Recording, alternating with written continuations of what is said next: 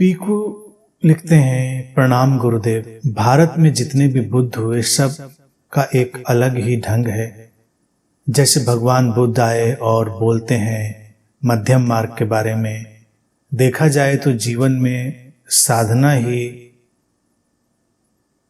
मध्यम मार्ग दिखाई नहीं देता। भगवान कृष्ण का जीवन में साधना दिखाई नहीं देती, फिर भी कंप्लीट है। नानक के जीवन में भी वैसा ही है और आपके जीवन में भी कुछ वैसा ही है, फिर भी सब कुछ कंप्लीट है। कुछ कहें गुरुदेव।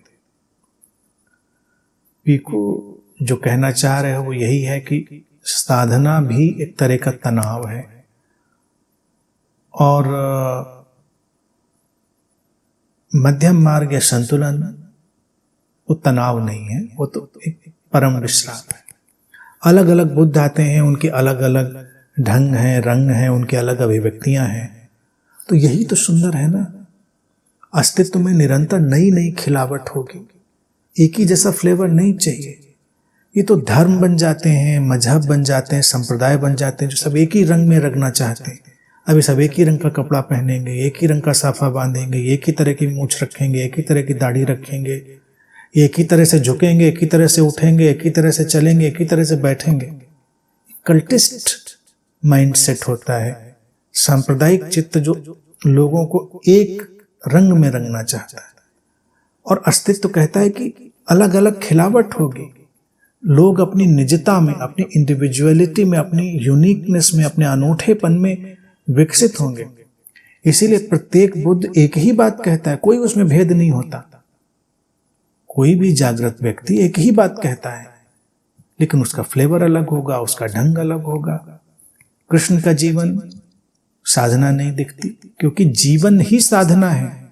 बुद्ध के जीवन में साधना दिखती है, लेकिन फिर वो जो जी रहे हैं वही उनका साधना का ढंग है। बाद में वो सब कहने के लिए कह देते हैं कि चलो ध्यान में बैठते हैं, चलो ऐसा करते हैं, लेकिन क्या बैठना, क्या उठना, ध्यान में ही हो गया।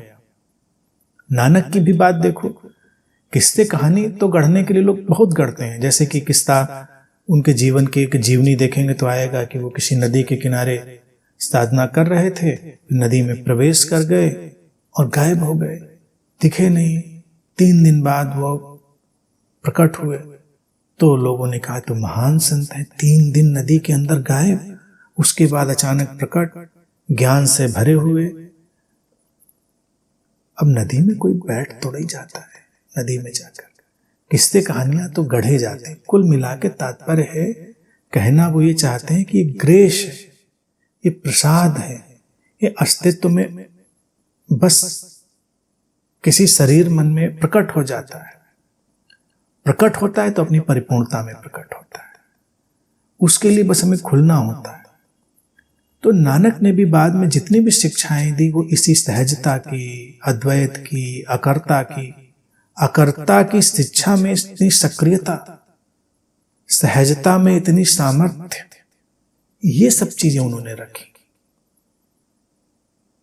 तो जो भी महत्वपूर्ण जीवन में घटता है वो अस्तित्व की ग्रेस है, अनुकंपा है, प्रसाद। एक फूल भी खिलता है, खिल गया, तो अलग अलग खिलावट होती रहनी चाहिए। यही जीवन का और अध्यात्म का भी सौंदर्य। हमको कभी अपेक्षा नहीं करनी चाहिए कि अभी इसी ढंग से, इसी तरह से बात होनी चाहिए, इसी शब्दावली में होनी चाहिए, इसी ढंग में होनी चाहिए। नई नई चीजें आएंगी, नए नए तरीके विकसित होंगे और यही मानवीय जीवन की सुंदरता भी रहेगी।